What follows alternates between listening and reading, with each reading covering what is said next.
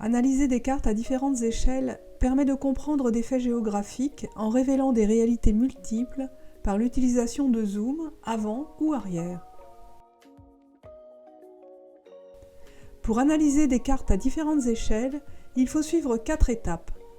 Identifier l'échelle de chaque carte, comprendre les légendes, prélever des informations, confronter les cartes et les analyser. Il s'agit d'abord d'identifier l'échelle géographique de la carte.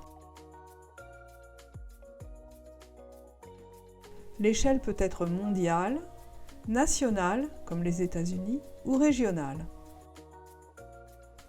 On identifie ensuite l'échelle graphique de chaque carte. Sur cet exemple, 1 cm sur la carte représente 100 km en réalité.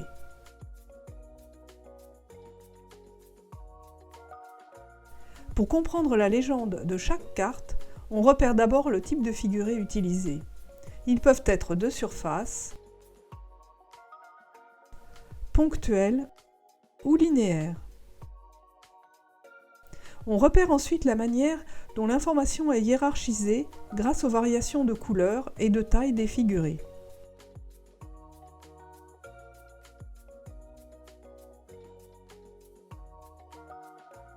Prélever des informations sur chaque carte, c'est par exemple repérer les régions du monde dans lesquelles se situent les principales métropoles mondiales.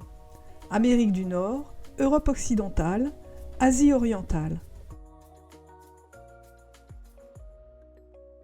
Puis on situe les parties du territoire américain où la densité des métropoles est la plus forte, en localisant les espaces avec précision, à l'est, au sud, et en citant des noms de métropoles. En confrontant les cartes, on peut constater qu'un phénomène géographique observé à une certaine échelle peut être précisé ou interprété à une autre échelle. Par exemple, la concentration des métropoles mondiales au nord-est des États-Unis, visible sur la carte 1, correspond à la mégalopolis visible sur les cartes 2 et 3.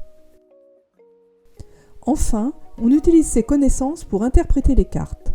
Par exemple, San Francisco est une métropole influente car de nombreuses entreprises du numérique, comme Google et Yahoo, y ont été créées dans un territoire dynamique, la Silicon Valley.